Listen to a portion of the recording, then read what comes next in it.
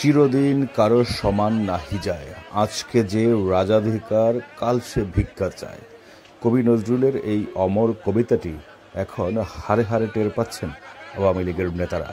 3 মাস আগেও যেখানে তাদের দম্ভ, তাদের ক্ষমতার দাপটে মানুষকে মানুষ মনে করত না, তারা সাধারণ নিরীহ কত মানুষকে তারা এইরকমভাবে নাজেহাল করেছে, কষ্ট দিয়েছে, তার ফল পাচ্ছে।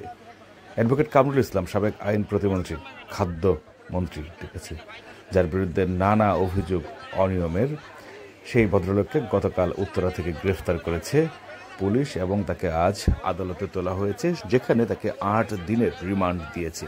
এই বয়সে 8 দিন রিমান্ড, আবার এই শীতে, কি কষ্টটাই না হবে। অথচ একবার চিন্তা করে দেখেনি যে অতীতে তারা কি কাজ করেছিল। অবশ্য তাদের পাপের প্রায়শ্চিত্তই করা হচ্ছে বলতে পারেন, গারদে ঢুকানো হচ্ছে কোর্ট থেকে। কি মর্মান্তিক, কি নির্মম দৃশ্য।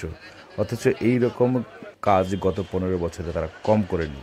এই যে আরেকজন ভদ্রলোক, তার নাম শাহরিয়ার কবির, যিনি মুক্তিযুদ্ধে যাননি জীবনের ভয়ে, কিন্তু দেশ স্বাধীনতার পর মুক্তিযুদ্ধের পক্ষের শক্তি হয়ে গেলেন।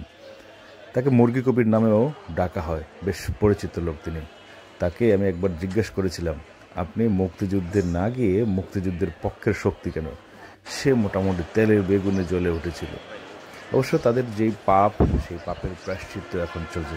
দেখুন পুলিশ নিউ মার্কেট অদূত হত্যা মামলা 4/8/24 মামলায় আজকে অ্যাডভোকেট কামরুল ইসলামকে গ্রেপ্তারপূর্বক বিজ্ঞ আদালতে 10 দিন রিমান্ড চাওয়া হয়েছে। বিজ্ঞ আদালতে আমরা উভয় পক্ষে শুনানি করেছি।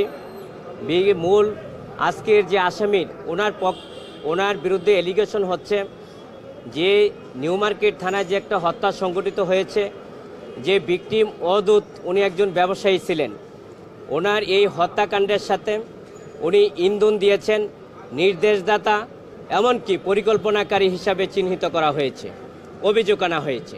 আমরা বিজ্ঞ আদালতে বলেছি যে 1 থেকে 50 জন আসামি এই ঘটনার সাথে পরিকল্পিত এবং নির্দেশদাতা, ইন্ধনদাতা এবং কি অর্থদাতা, সেটা বাদী উল্লেখ করেছেন। কিন্তু আমি এজাহারভুক্ত 57 নম্বর আসামি, কিন্তু বাদী তো আমাকে সন্দেহ করে নাই। এই মামলায় আমরা বিজ্ঞ আদালতে সেটা বলেছি।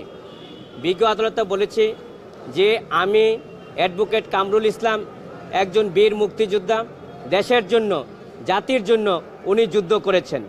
উনি ঢাকা বারের সম্মানিত সদস্য এবং সুপ্রিম কোর্ট বারেরও সদস্য।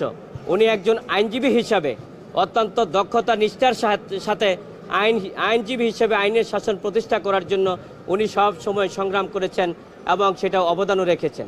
আপনারা ইতিমধ্যে জানেন যে উনি বারবার পার্লামেন্ট মেম্বার ছিলেন এবং উনি আইন, বিচার ও সংসদ বিষয়ক প্রতিমন্ত্রীর দায়িত্ব পালন করেছিলেন এবং সর্বশেষ উনি খাদ্য মন্ত্রণালয়ের দায়িত্ব পালন করেছিলেন।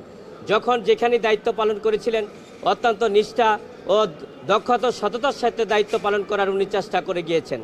এবং আপনারা এও জানেন যে উনি যখন আইন প্রতিমন্ত্রীর দায়িত্ব পালন করেছিলেন, আজকে যে জুডিশিয়ালটা অত্যন্ত শক্তিশালী হয়েছে এবং জুডিশিয়ালে যে একটা ন্যায় বিচার পাওয়ার মানুষের যে একটা অধিকার প্রতিষ্ঠিত হয়েছে, সেটাই অ্যাডভোকেট কামরুল ইসলামের হাত ধরে সেটা হয়েছে।